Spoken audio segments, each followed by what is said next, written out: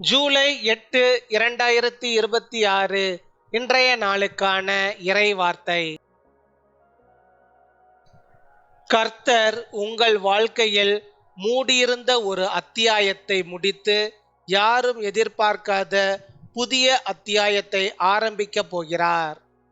The Lord is closing one chapter in your life and opening a new one that no one expected. பிலிப்பியர் 1 அதிகாரம் 5 வசனம் 6 வசனம். Philippians chapter 1 verse 5 and 6. உங்களில் நற்கிரியையை தொடங்கினவர் அதை இயேசு கிறிஸ்துவின் நாள் பரியந்தம் முடிய நடத்தி வருவார் என்று நம்பி நான் உங்களை நினைக்கிற பொழுது என் தேவனை ஸ்தோத்தரிக்கிறேன். என் அன்பு சகோதர சகோதரிகளே, சில நேரங்களில் வாழ்க்கையில் ஒரு அத்தியாயம் முடிவடைவது வேதனையாக இருக்கலாம். சில உறவுகள், சில வாய்ப்புகள், சில சூழ்நிலைகள் முடிவுக்கு வரலாம். ஆனால் தேவன் ஒரு கதவை மூடும்போது அதைவிட சிறந்த கதவை திறக்க ஆயத்தமாக இருக்கிறார். ஆபிரகாம் தனது நாட்டை விட்டு வெளியேறினார். தேவன் அவருக்கு வாக்குத்தத்த தேசத்தை அளித்தார்.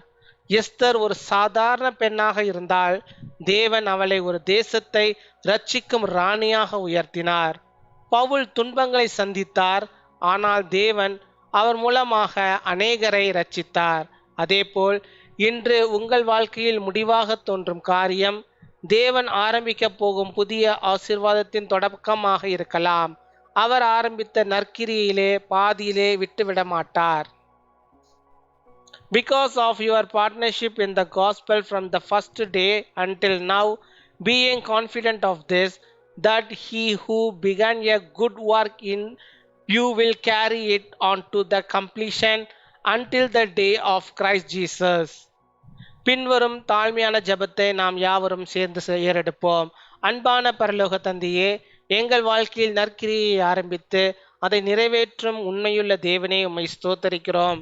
கர்த்தாவே, கடந்த காலத்தின் ஏமாற்றங்களில் இருந்து எங்களை விடுவித்து நீர் ஆயத்தப்படுத்திய புதிய பாதையில் தைரியமாக நடக்க கிருபை தாரும். எங்கள் வாழ்க்கையில் உமது சித்தம் முழுமையாக நிறைவேற செய்யும். உமது ஊழியத்தில் ஈடுபட்டு உழைக்கிற அனைவரையும் பலப்படுத்தும்.